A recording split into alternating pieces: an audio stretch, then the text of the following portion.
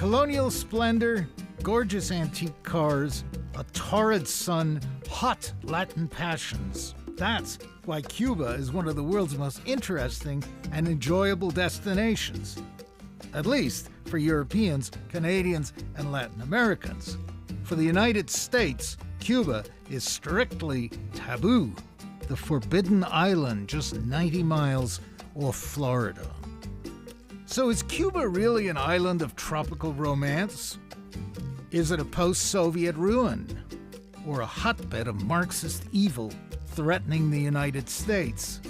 I'm here to find out.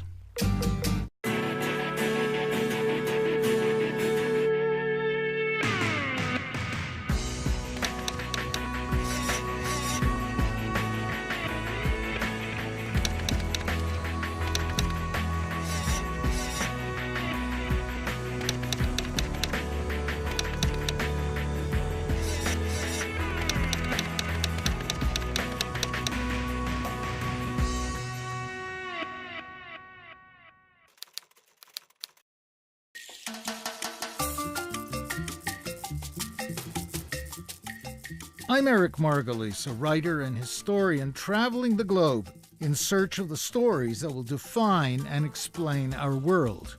I've always been mystified and entranced by Cuba, a nation I've been visiting since I was 9 years old and whose soldiers I once fought in Africa.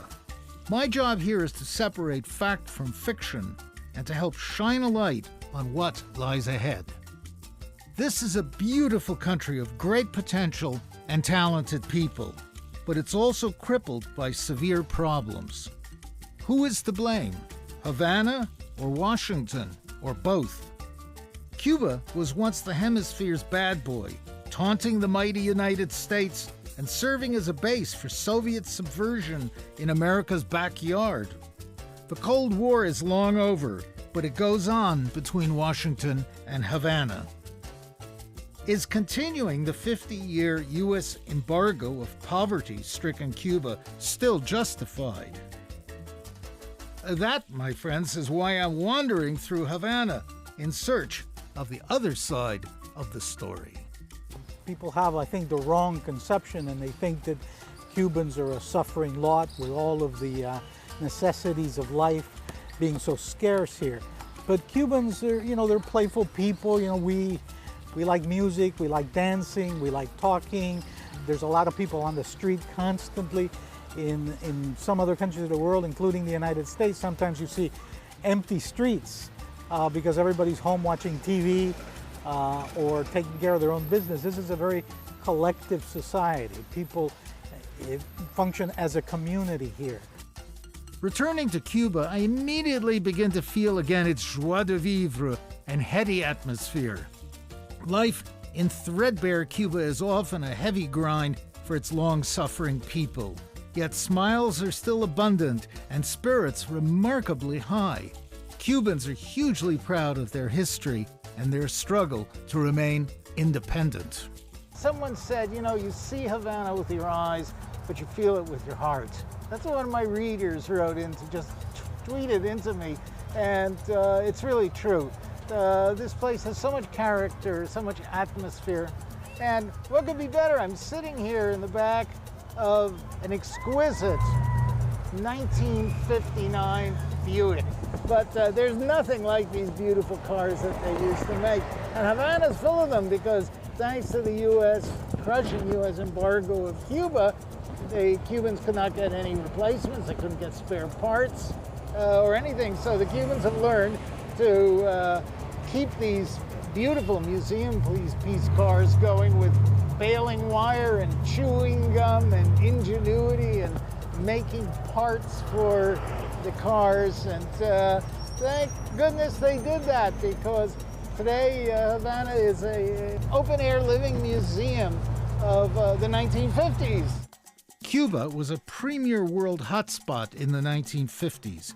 Pre-revolution, it offered a heady mix of sex, sun, rum, cigars, and gambling. And did I mention sex? Havana was then known as the wickedest city in the world, and indeed it was. It was a wild place. Boatloads of Americans would arrive here and party like crazy. The nightclubs were renowned. There were ladies of the night everywhere here. It was a very chic spot because at the time all the movie stars used to come here. The gangsters in the early 50s ran big chunks of the economy here, namely the hotel business and the casino business, the Meyer Landskys of the world, and there was one of their most profitable enterprises in the world. So Havana was really jumping, and life here was charming, and the Cubans were very nice people.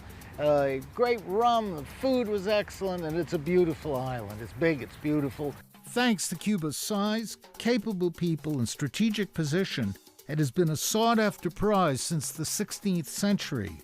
I've always called Cubans the aristocrats of the Caribbean.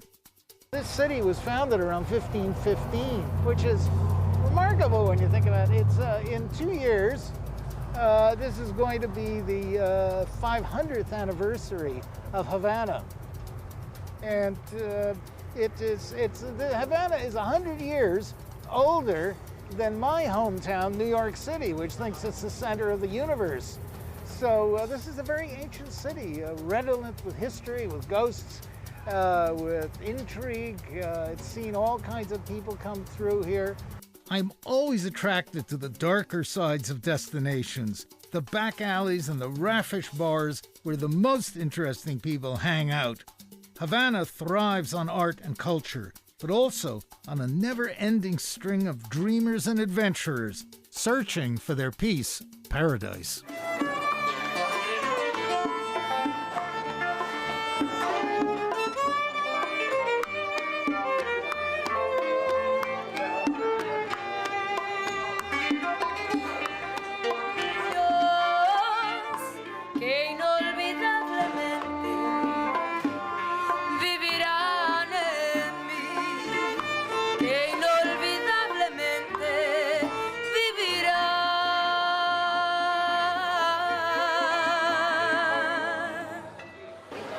Hemingway and I are having cocktails here at Havana's fabled Floridita bar, which claims to have invented the daiquiri. It's very atmospheric. I like it a lot. I always come here when I'm in Havana.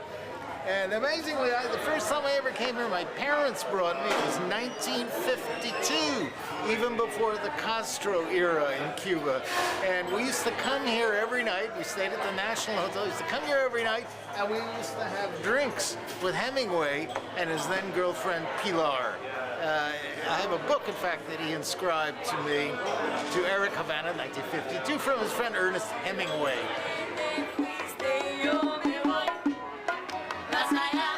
Cuba is like a very beautiful woman who has seen far, far better days, but she's still gorgeous and regal, an open-air museum. Papa Hemingway would still recognize and very much approve of today's Havana. This city is trapped in a time warp. It's a mix of colonial chic and time-worn shabby. And for Americans, Havana has always been an exotic escape. The Americans discovered in Cuba the charms of tropical life and also Latin American life, because Americans really knew very little about this. What is modern Cuba like? What can I tell the world? That's what we're going to find out when we return.